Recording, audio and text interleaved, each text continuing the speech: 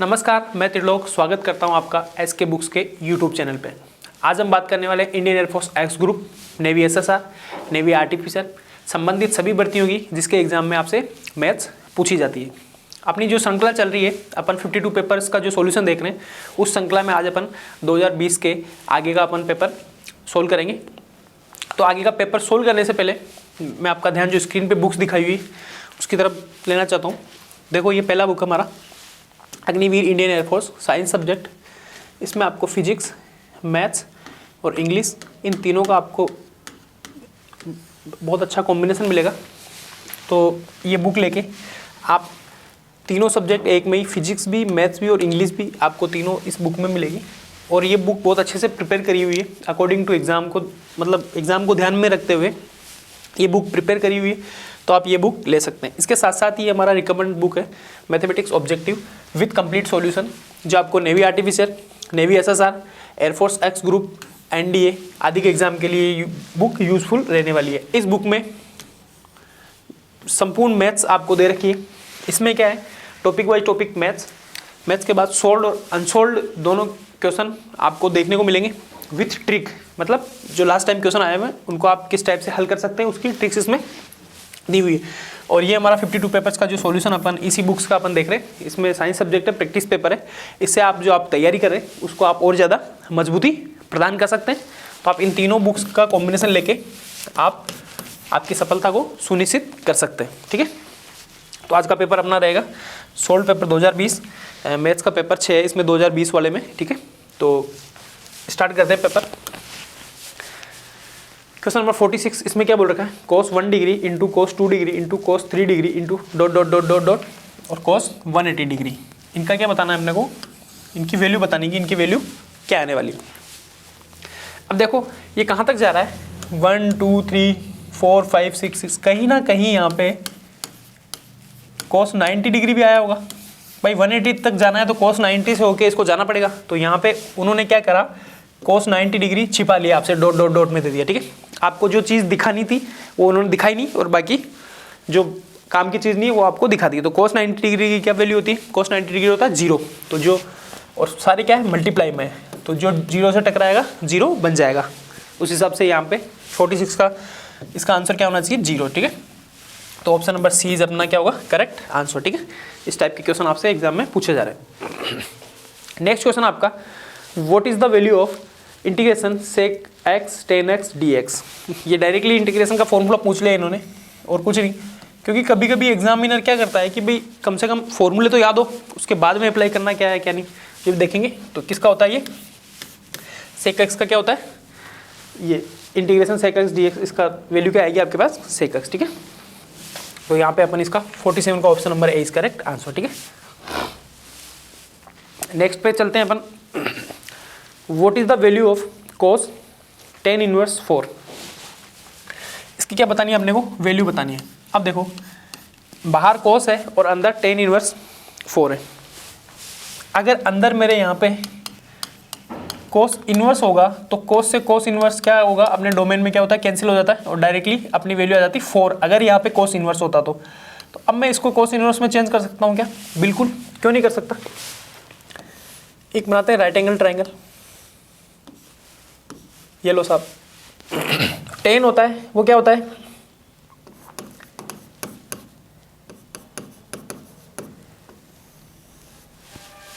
ये साइन, ये cos और ये tan। तो यहाँ पे tan की वैल्यू क्या दे रखी है, l मतलब परपेंडिकुलर मतलब 4, और यहाँ पे बेस मतलब आधार जिसको बोलते हैं ये आ गया 1। तो अपने को क्या चाहिए, हाइपोटेनियस चाहिए।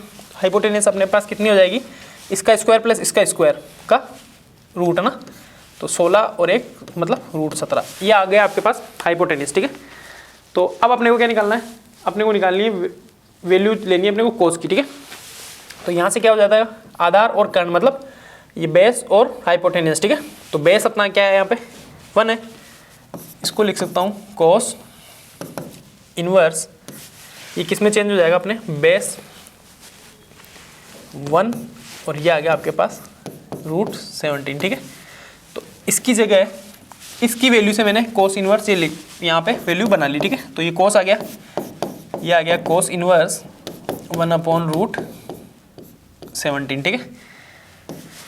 अब देखो cos से cos इनवर्स यहाँ पे कैंसिल हो जाएगा और इसकी क्या वैल्यू हो जाएगी √17, ठीक है।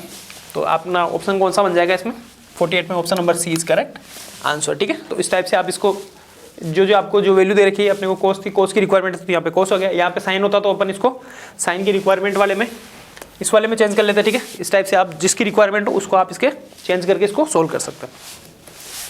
नेक्स्ट क्वेश्चन पे चलते हैं अपन। क्वेश्चन नंबर 49 यहाँ दे रखा है आपको, if y is equals to a की power x then d2y upon dx square. मतलब यहाँ पे इसका डिफ्रेंशिएशन करना है कितने टाइम, 2 टाइम, क्योंकि d2y अपॉन dx स्क्वायर है, dy बाई dx होता तो अपने 1 टाइम डिफ्रेंशिएट करना पड़ता। क्या था यहाँ पे y is equals to a की पावर x, तो इसका dy बाई dx निकालते हैं, a की पावर log इसका क्या आ जाएगा आपके पास log a, ठीक है। ये होता है इसका डिफ्रेंशिएशन।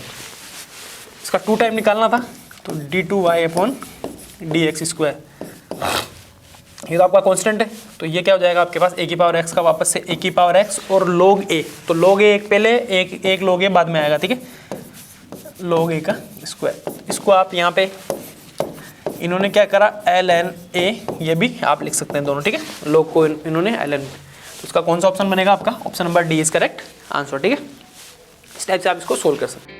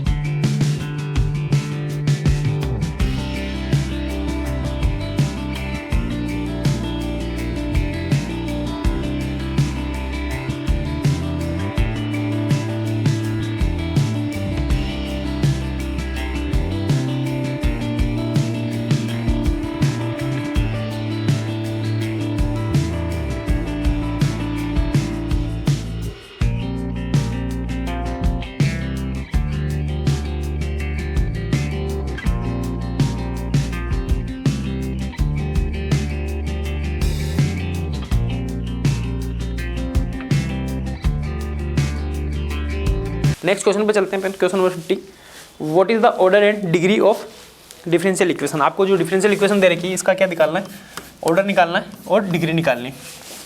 देखो ऑर्डर और डिग्री का कंसेप्ट बहुत सिंपल सा है। ऑर्डर का कंसेप्ट क्या होता है, हाईएस्ट ऑर्डर डेरिवेटिव, ठीक है। तो इसमें देखो हाईएस्ट ऑर्डर डेरिवेटिव कितना आ गया, यहाँ पे 2 टाइम, यहाँ पे 1 टाइम, तो इसका हाईएस्ट ऑर्डर डेरिवेटिव क्या आ जाएगा आपके पास 2। तो इसका मतलब इसका ऑर्डर कितना हो गया, ऑर्डर कितना आ गया 2। अब जिसका अपन ने ऑर्डर निकाला, हाईएस्ट ऑर्डर डेरिवेटिव की जो पावर होती है वो उसकी क्या होती है, डिग्री होती है, ठीक है। तो यहाँ पे हाईएस्ट ऑर्डर डेरिवेटिव की पावर कितनी है, 2 है। यहाँ 3 भी है, बट ये लोवेस्ट ऑर्डर डेरिवेटिव है, ये dy बाई dx की पावर है। अपने को हाईएस्ट ऑर्डर डेरिवेटिव की पावर देखनी है, तो यहाँ 2 है, तो यहाँ पे डिग्री भी कितनी हो जाएगी अपने पास 2 हो जाएगी, ठीक है। तो 2 2 का कॉम्बिनेशन कौन सा है, ऑप्शन नंबर ए। तो ये तो इजी सा क्वेश्चन था, इसमें ऑर्डर डिग्री बतानी थी और कोई नहीं था इसमें, तो option number A is correct answer. Next पे चलते हैं अपन, what are the coordinate of the focus of y square is equals to 12x। आपको क्या दे रखा है, एक पैराबोला दे रखा है किस टाइप का, y square is equals to 4ax type का, ठीक है। यहाँ पे आपको दे रखा है 4ax टाइप का, तो यहाँ पे देखो 4a की क्या वैल्यू दी है इन्होंने, 12 है। 4a इज इक्वल्स टू 12, तो a इज इक्वल्स टू कितना आ गया 3। यहाँ से मैंने a की वैल्यू यहाँ पे निकाल ली। आपको पैराबोला इस टाइप का दे रखा है, ठीक है। y square equal to 4ax इस टाइप का होता है। ये जो फोकस होता है ये होता है आपका a,0, ठीक है। तो a,0 यहाँ पे a तो आ गया आपके पास 3 और ये आ गया 0। तो यहाँ पे आप इसका जो फोकस होगा, कोऑर्डिनेट ऑफ फोकस क्या होगा, a,0। a कितना है 3,0। यहाँ से फोकस तो आ गया आपके पास ये इस क्वेश्चन के अकॉर्डिंग।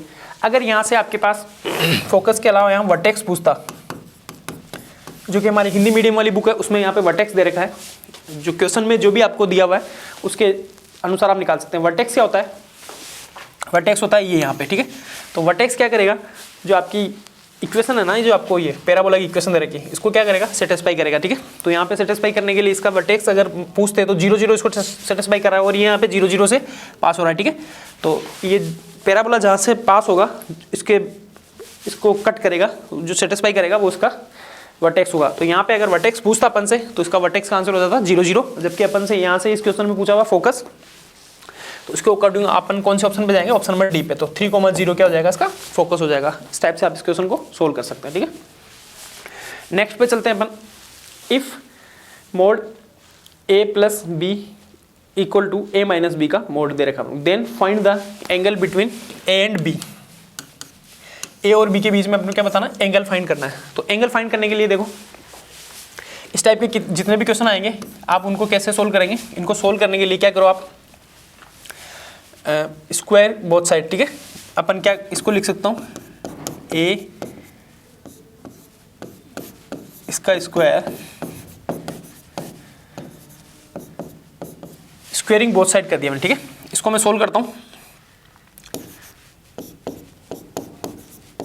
या फिर इसको आप ऐसे भी लिख सकते हैं, बराबर a माइनस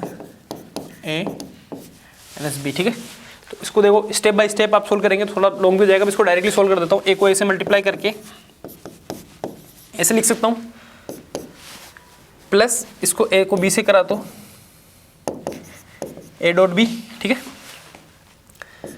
प्लस b को इससे करा दो b dot a plus b का स्क्वायर, ठीक है। सेम ये कंडीशन यहाँ करेंगे, a का स्क्वायर माइनस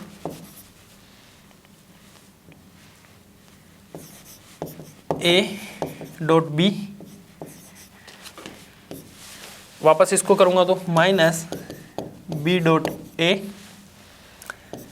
और ये हो जाएगा तो माइनस माइनस प्लस b का स्क्वायर, ठीक है। बी स्क्वायर से ये बी स्क्वायर कैंसिल हो जा रहा है, ए स्क्वायर से ये ए स्क्वायर कैंसिल हो जा रहा है। अब देखो ए डॉट बी और बी डॉट ए दोनों यहाँ पे आपस में क्या हो जाएंगे, जुड़ जाएंगे, ठीक है। तो ये इधर है, ये माइनस वाला है, तो ये माइनस वाला इस तरफ आएगा। तो देखो इसको क्या लिख सकता हूँ, twice A dot B equal to ये दोनों माइनस का ट्वाइस ए डॉट बी, ये दोनों ये माइनस वाला इधर आएगा, तो इसको ऐसे लिख सकता हूँ 4 A dot B is equals to 0। तो यहाँ से आप क्या लिख सकते हैं, A dot B equal to 0। तो ए डॉट बी का 0 होने का क्या मतलब है, ये क्या है, परपेंडिकुलर है। तो इसके बीच में एंगल कितना आ जाएगा आपके पास, theta is equals to 90 degree, ठीक है। ए डॉट बी का मतलब ही ये होता है कि ये दोनों क्या है, परपेंडिकुलर है, ठीक है। अगर यहाँ पे अगर ये क्रॉस में होता ए क्रॉस बी तो वो पैरेलल आ जाता, ठीक है। तो अभी अब फिलहाल अपने को थीटा क्या आ जाएगा यहाँ पे 90 डिग्री। तो इस टाइप के क्वेश्चन आप ऐसे ही सोल्व करेंगे। इसका क्या करा मैंने, स्क्वायर करा है, ठीक है। स्क्वायर करके इसको सोल्व करा, उससे मेरा आंसर आ गया, ठीक है। इस टाइप से आप इसको सोल्व कर सकते हैं। नेक्स्ट क्वेश्चन पे चलते हैं। Question number 53, limit x tends to 0 sine ax upon sine bx। अब देखो इसका सीधा सा आंसर अपने को साफ साफ यहाँ दिखाई दे रहा है a अपॉन b, क्योंकि sine ax is equals to x होता है, ठीक है, लगभग x होता है, उसको अपन वैसे निकाल सकते हैं। मैं इसको पूरा भी सोल्व करके दिखाऊंगा। इसका आंसर आ जाएगा आपके पास option number B, a upon B. देखो कैसे सोल्व होगा, इसको आप ऐसे लिख सकते हैं,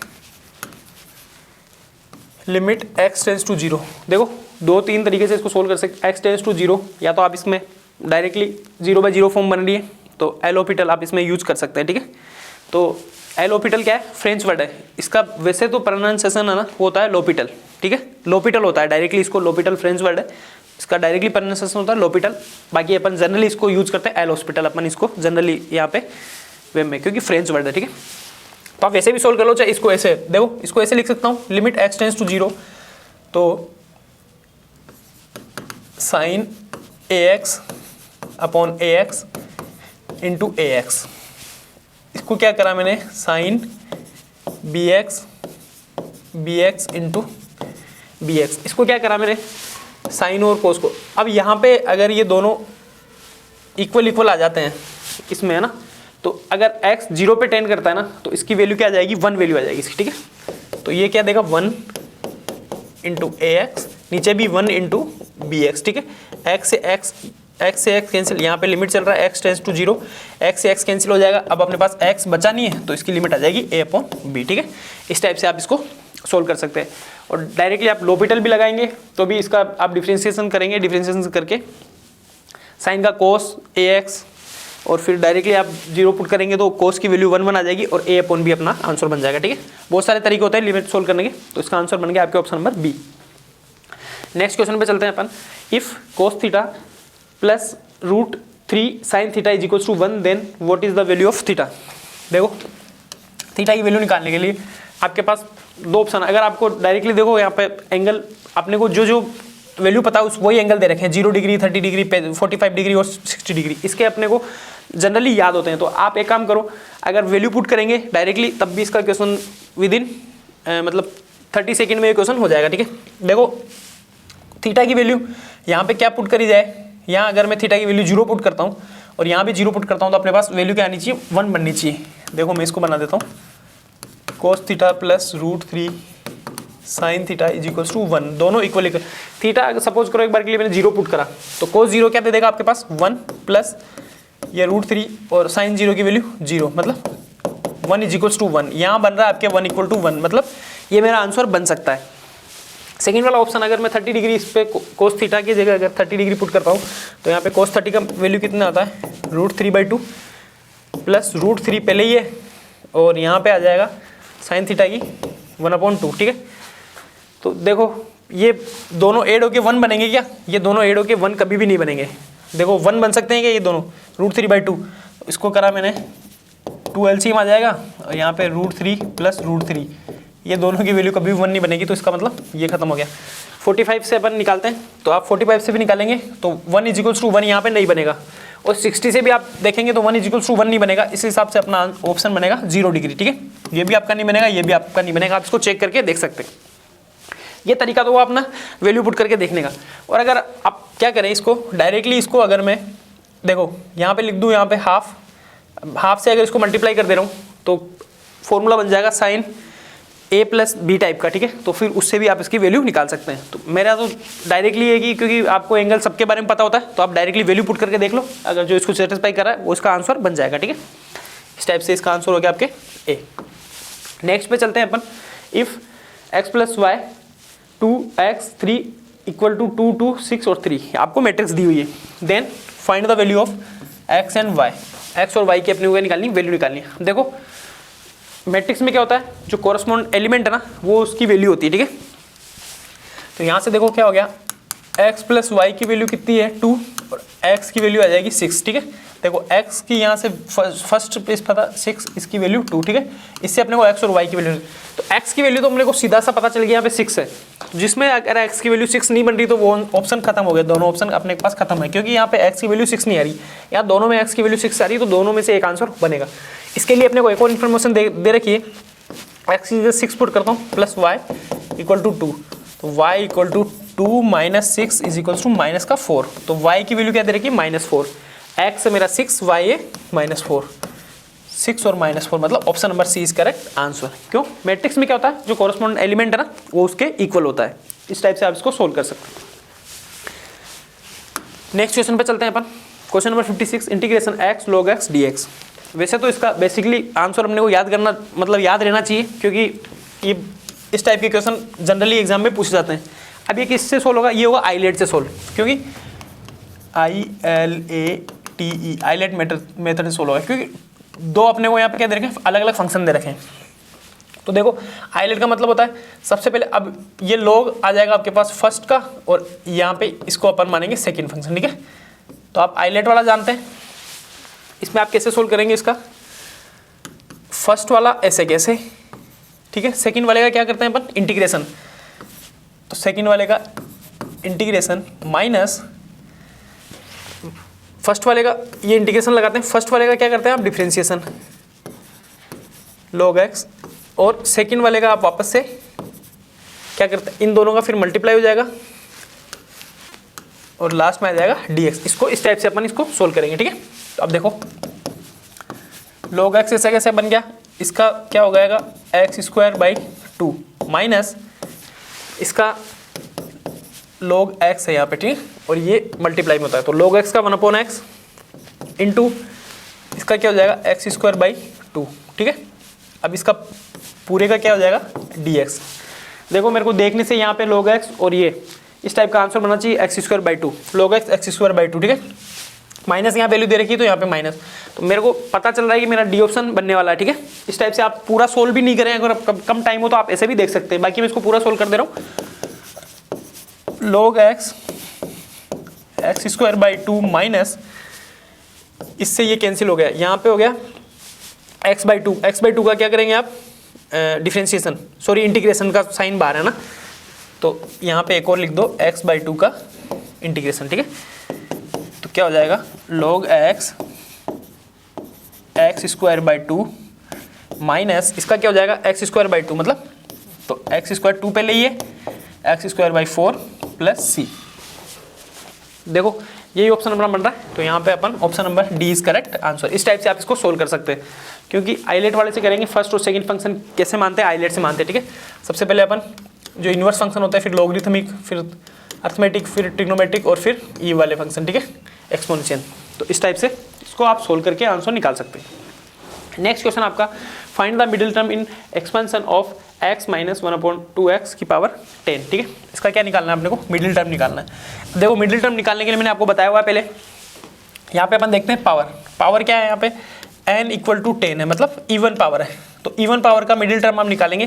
कैसे निकालते हैं, n/2 + 1 मतलब 10/2 + 1, 5, ये हो गया आपके पास 5 और 6 मतलब 6, t n है ना, कितना निकालना है मेरे को, 6 आना चाहिए अपने पास। तो टी एन क्या होता है आपके पास, TR + 1, ये इसकी क्या वैल्यू है 6 है, तो यहाँ पे R क्या आ जाएगा 5 हो जाएगा, ठीक है। तो यहाँ पे अपने को निकालना है R 5 + 1, तो ये क्या होता है NCR, ये जो फर्स्ट वाला होता है A की पावर n - R और B की पावर R, ये अपने पास फॉर्मूला बनेगा। बस ये R निकालने के लिए अपन ने ये सारा काम करा है, तो यहाँ पे इसकी वैल्यू आ जाएगी 6, तो R क्या होता है, ये इसकी +1, ये चीज़ थोड़ा सा ध्यान रखना। तो यहाँ पे ये पूरा T6 निकालना, तो T6 क्या होता है, TR + 1 होता है, तो यहाँ पे R की वैल्यू 5 है। बस इतना सा आप काम नहीं करेंगे तो ये मिस्टेक हो जाएगा यहाँ पे। तो देखो निकाल लेते हैं, T5 + 1, n की जगह क्या है 10, 10C, R की जगह 5। देखो अब 10C5 कौन से में 10C5 है और यहाँ 10C5 है, ये दोनों यहाँ पे, ये दोनों यहाँ पे खत्म हो चुके हैं कि देखो सिर्फ R की वैल्यू मात्र निकालने से अपने पास 2 ऑप्शन यहाँ पे कैंसिल हो गए। अब देखो A क्या है आपके पास, x है, x की पावर n - 10 - 5 मतलब 5, ठीक है। यहाँ पे B क्या है -1/2x की पावर R मतलब 5, ठीक है।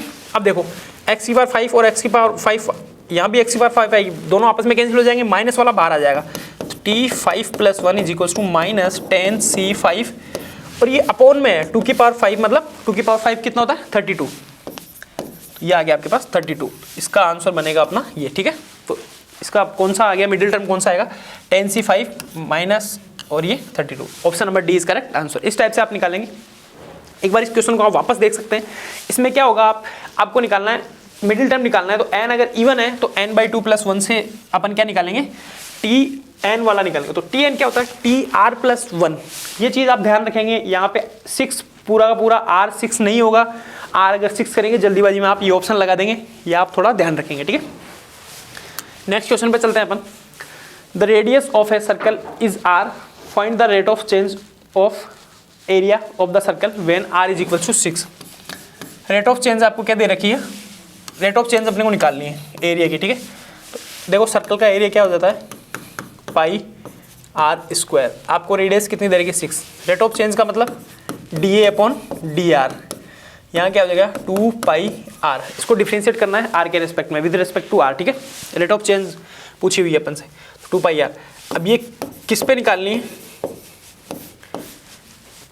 r = 6 पे, ठीक है। तो यहाँ पे 2 × π × 6, 6 दूनी 12 पाई, अपना आंसर बन गया 12 पाई। तो ये कौन से ऑप्शन में, dA/dr = 12 पाई, ठीक है। Option number B is correct answer. इस टाइप से आप इस क्वेश्चन को सोल्व कर सकते हैं। नेक्स्ट क्वेश्चन पे चलते हैं अपन। Find the probability of getting a sum of 5 when 2 dice are rolled together. ये बोल रहा है 2 डाइस को अपन एक साथ अपने को रोल करना है, उसमें क्या होगा, sum of 5, find the probability of getting 5, मतलब उन पे प्रायिकता, उनका सम 5 आने की क्या निकालनी है, प्रायिकता अपने को बतानी है। तो देखो 2 अगर अपन फेंकते हैं तो 1 1 आ सकता है, 1 2 आ सकता है, 1 3 आ सकता है, 1 4, 1 5, 1 6 आ सकता है। ये अपने पास प्रोबेबिलिटी है खाली 1 से स्टार्ट होने की। सेम ये की कंडीशन 2 में होगी, 2 1, 2 2, 2 3, 2 4, 2 5, 2 6। ये लो 3 से स्टार्ट होने वाले में 3 1, 3 2, 3, यहाँ पे 3 6। 4 से स्टार्ट होने में 4 1, यहाँ पे 4 6। ये 5 से स्टार्ट होने वाले में 5 1, और 6 से स्टार्ट होने वाले में ये 6। ये देखो इतनी प्रोबेबिलिटी संभव है, मतलब 6 की पावर 2, मतलब 36 प्रोबेबिलिटी यहाँ पे मेरे पास 36 यहाँ पे आ सकते हैं। अब अपने क्या निकालना है, सम ऑफ 5। 5 सम कब होएगा, 5 सम एक बार तो यहाँ होगा इस पे, ठीक है, एक बार 2 1 2 2 2 2 3 2 3 पे एक बार 5 आ जाएगा, एक बार 3 1 3 2 पे 5 आएगा, और एक बार 4 1 पे 5 आएगा। देखो 5 आने की क्या क्या, इनमें 5 सम आएगा, इसके अलावा और किसी में 5 सम नहीं आएगा, ठीक है।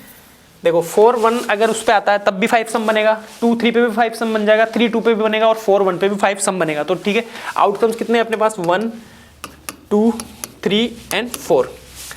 तो प्रोबेबिलिटी कितनी हो गई आपके पास, 4 है, और टोटल कितने हैं 36, तो 1/9। इस टाइप से आप इस क्वेश्चन को सोल्व कर सकते हैं कि प्रोबेबिलिटी कितनी हो गई 1/9। Option number D is correct answer, ठीक है।